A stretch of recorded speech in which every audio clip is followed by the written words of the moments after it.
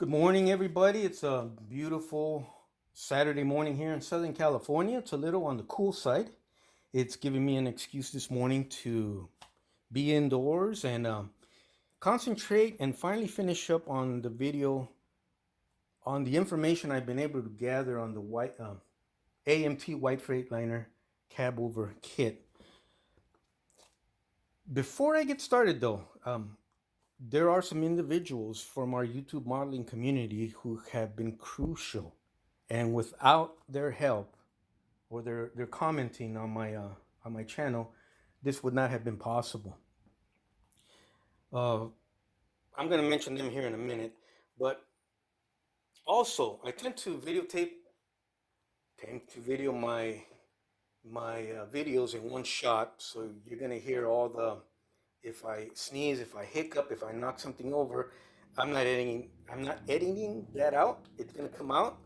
I just shoot this in one shot on my cell phone, but I really want to share with you guys the information I was able to dig up.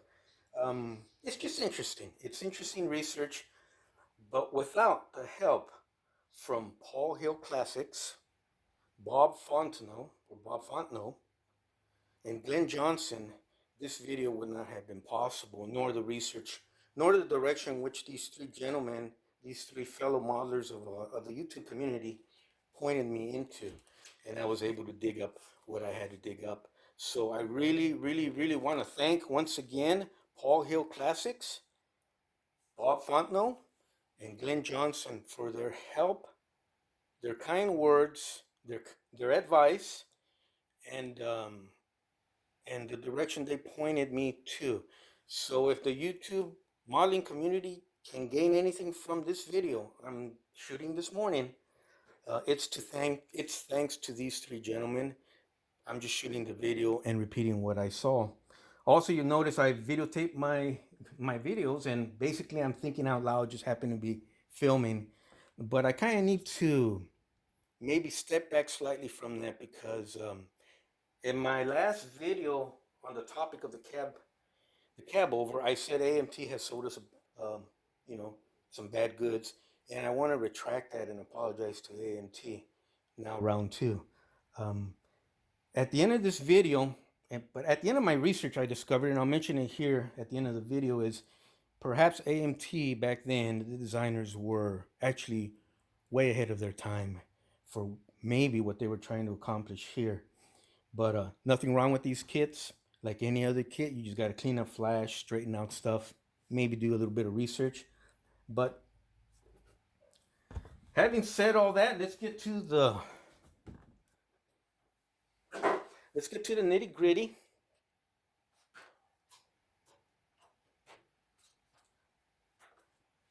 Bear with me, everyone. It is a lot of research that I had to go through and uncover. So if you hear me jostling with papers or knocking stuff over in the background, it's because I'm opening I actually came up with a 3-ring spiral bound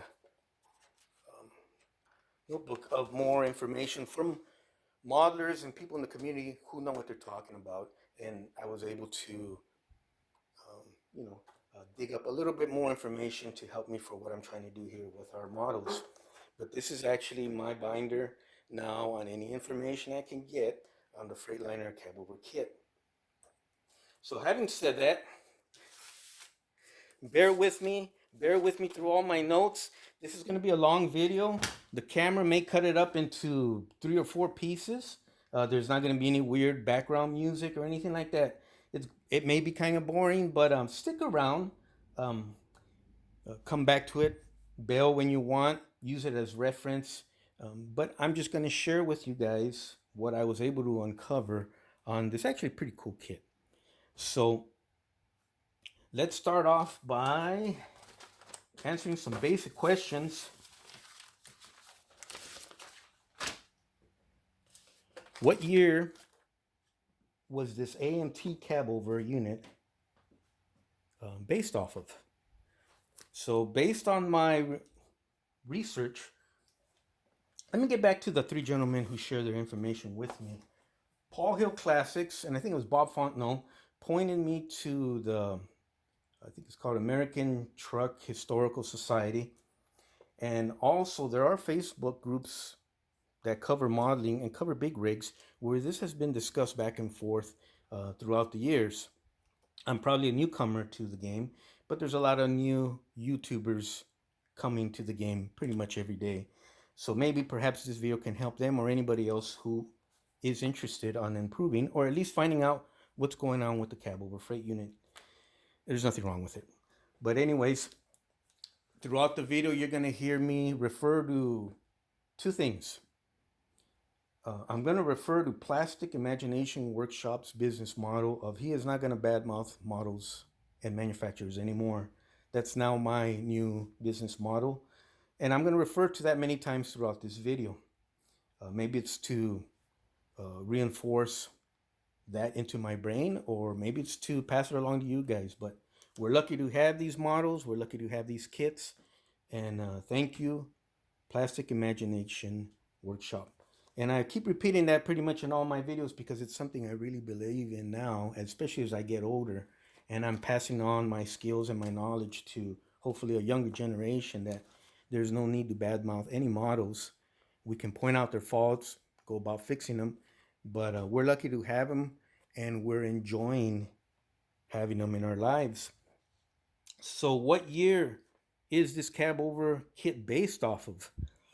Well, I've always read, and I read recently, where it's based off of a 1970 through 73 era model that was put out by Freightliner.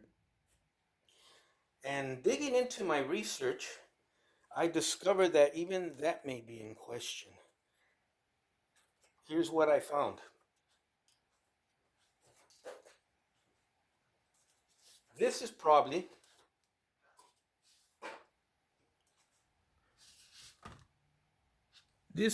going to be one of the most important photographs regarding the cab over unit that up to now I think is actually pretty important.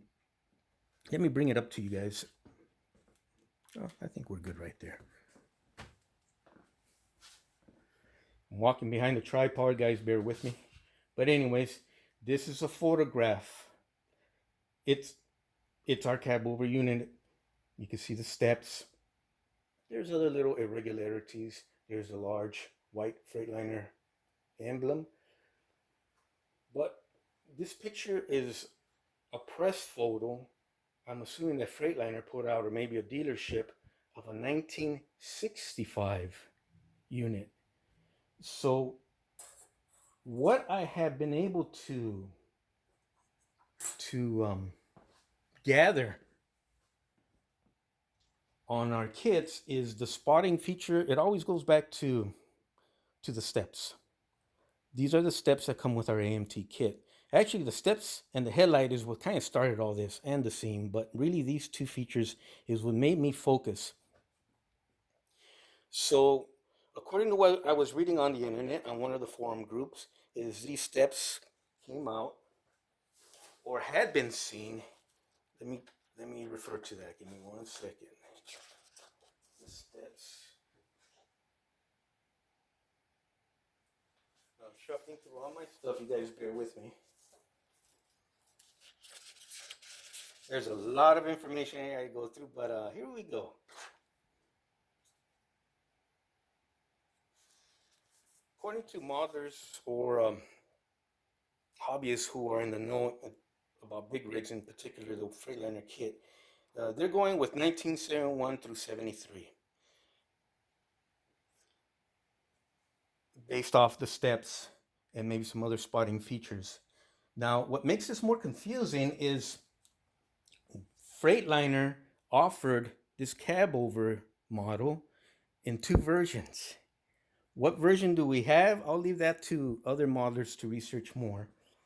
But there was the Series 61, which is probably what we have and what this picture is, and a Series 71. Series 61 was a raised, what they call a high cab. They actually raised the cab.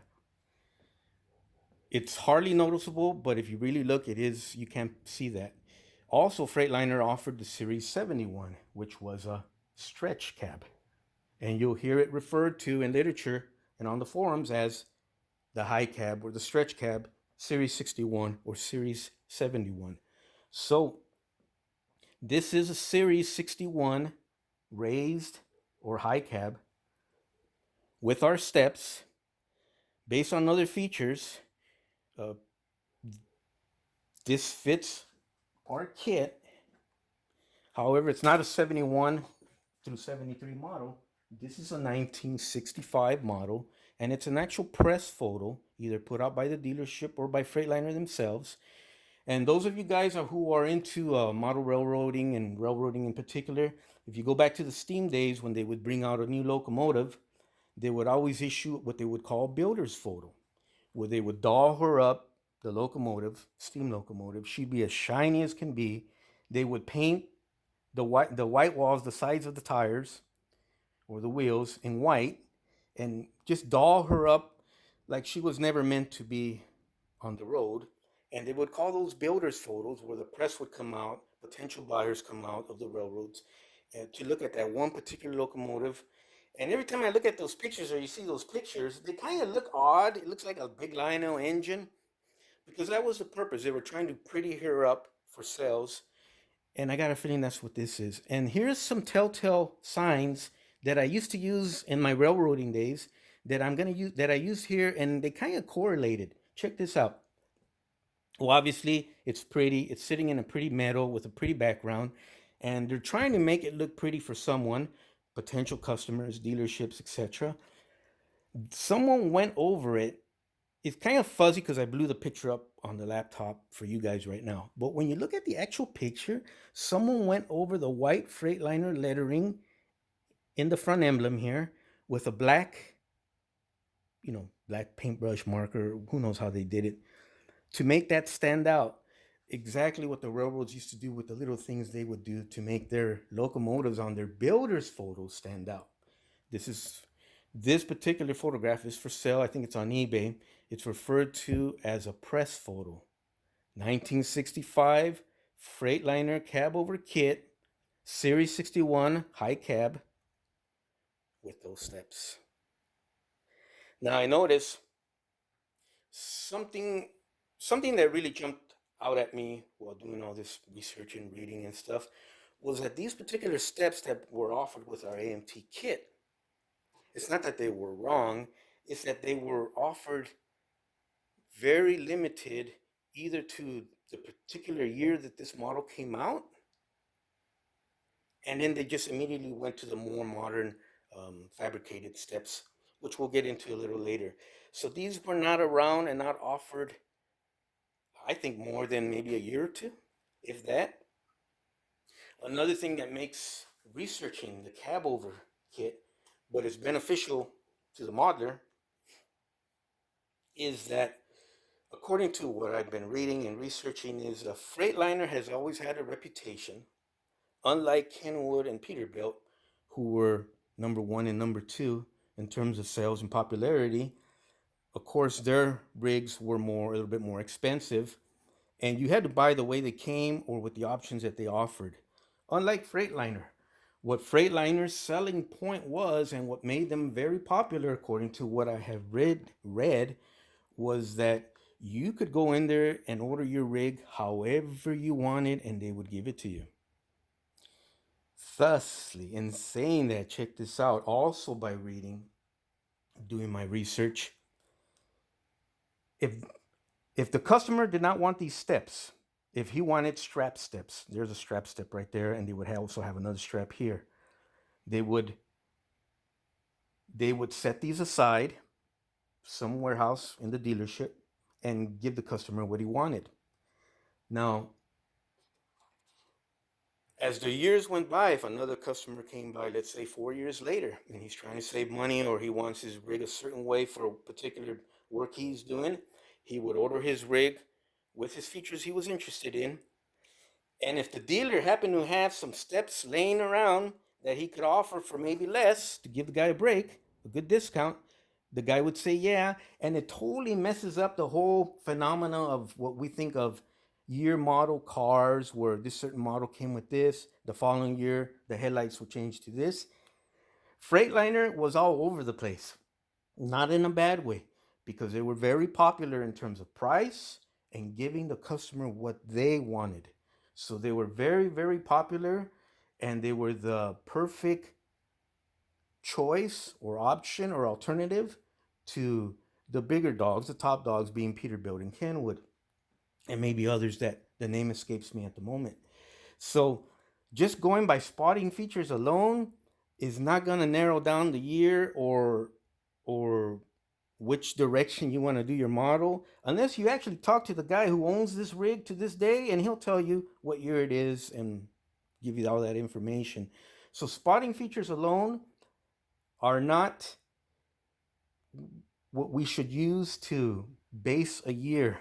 It could be any year, a little before or a little after. That's actually interesting, and I think that adds a lot of character to both the model and the prototype because you can start building your model however you want.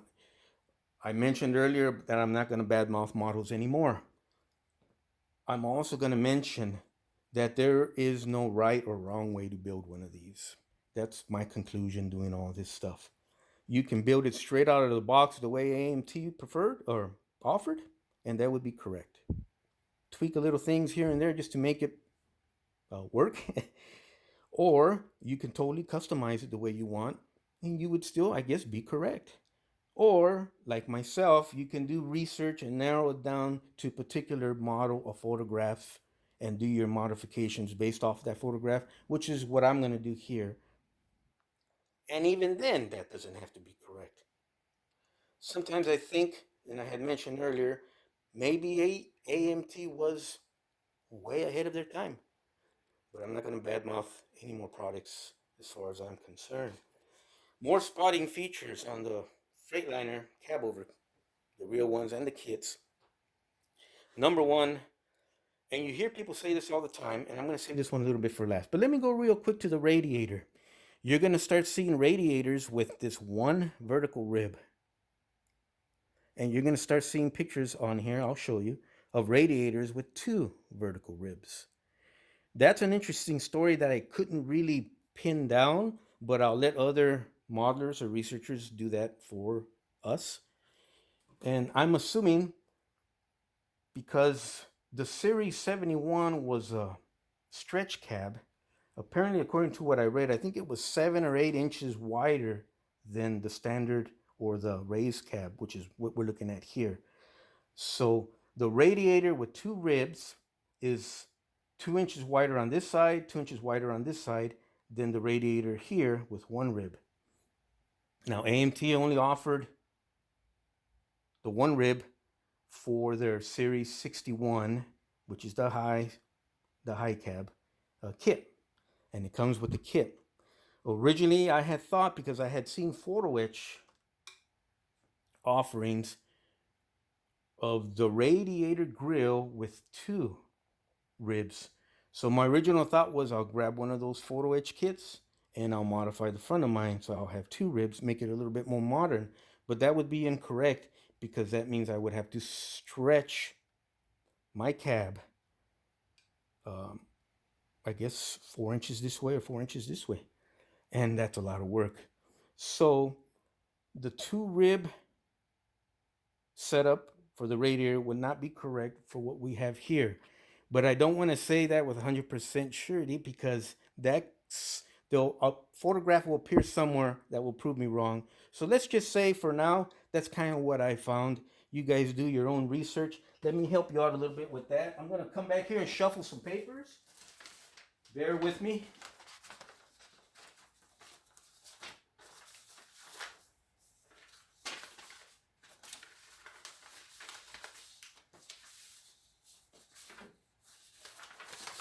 Okay.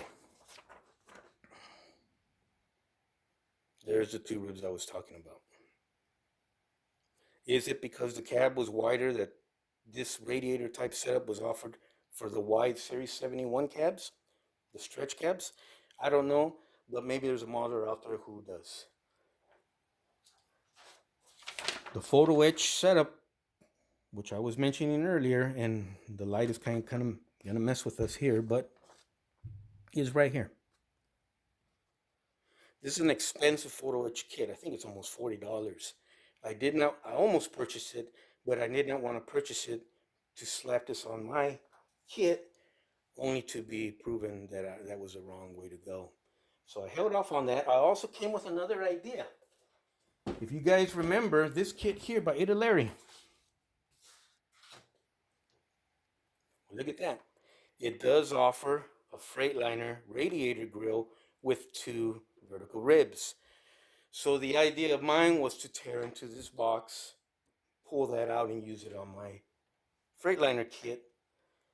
But as I looked at more and more pictures, even then I felt that would have been the wrong way to go, and I would have opened the sealed box and messed up a perfectly mint kit for something that was foolhardy to begin with.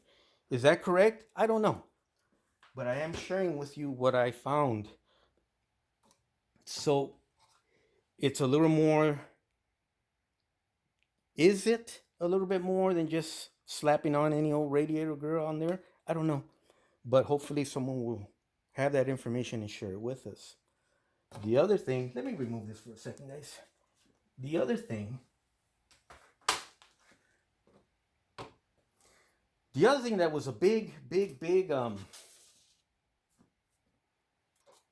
discussion point on this particular kit was the placement of the headlights. Actually, that's huge. So I have a surprise for everybody. The contention is, and I was included, that the headlights are in the wrong position. They sit too high on the model. And yes, they are correct that they should be lowered. And people will refer to the top of the headlight should be even with the top of the wheel well there. So in this particular shot here, you can see that the headlight protrudes above the ruler, so it sits way too high. That's correct.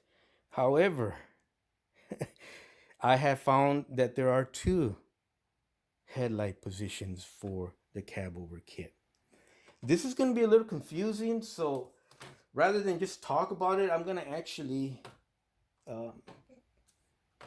like I usually do, the science teacher, we had the boring science teachers that had us reading out of the book, and the science class was boring during that whole semester. And we had the fun science teacher who did all sorts of experiments and made the class enjoyable or tolerable. So this is what I came up with. This is our headlight bezel. Here's our 2 headlight openings. Here's where the headlight peeks into a triangle to wrap around the round corner of the fender there. So I simulated it here for us because we're going to use this kind of like a gauge as we go on through the different pictures. I'm going to refer to these particular lines in each picture when I get to the spotting features of cab overs. The black line I'll refer to as top. That's what everyone says the headlight should be dropped where the top of the bezel matches the top of the wheel well. That would be the black line. That's option number 1. Option number 2 that I discovered in my travels is the second option is the headlight bezel, the middle, the point here, which I marked in red, will align with the top of the wheel well. Now, is that because it's a situation of the Series 61 being a raised cab, so everything got stretched out? Probably. Or is it not? Probably. I'll just share with you guys what I found, and then you guys do your own research. But there are 2 headlight positions. Number 1, it does sit too high, and that's the wrong position. There's no third option, as you can see I marked on my tubes here. Only option number 1, which I will refer to as top, and option number 2, which I will refer to as mid, only because it's in the middle and I marked it in red. But both you will see on all the photographs I'm going to present at the end of this video, towards the end of the video, or second half. So, once again, another interesting can of worms that popped open doing my research on the Freightliner cab over kit. Let me get to some more questions. You guys bear with me. Bear with me. Okay, so the headlight housing we're going to refer to as top, mid. There is no lower. lower is what's offered by AMT here, and definitely that is in the wrong position. I was talking with Paul Hill Classics, and he told me, and I had the same idea: is cut out the headlights, and flip them. So this goes on this side upside down, and this comes on this side upside down, and you lowered it to the correct height with the meat from the bottom here being on top. Thusly, your headlight automatically would lower, and vice versa on this side. You want to be precise with your cuts. You want to have your cuts square. That way you eliminate the need to fill, maybe have the headlights sit cockeyed without you knowing it, stuff like that. Is it a feature? Is the top bezel, mid bezel on the headlights that we mentioned earlier with my model, is that a feature because it's a Series 61 versus Series 71 cab and it got raised? I'm going to assume yes, because I also notice a lot of other things. This vent here, this grill work, louvers, punched out louvers, that tends to move up and down as I look at different pictures. And sometimes the space here, which I'm covering with my middle pointer stick here, will raise, and sometimes it stays down here where it's at. So that's another feature that kind of moves around depending on what picture I look at.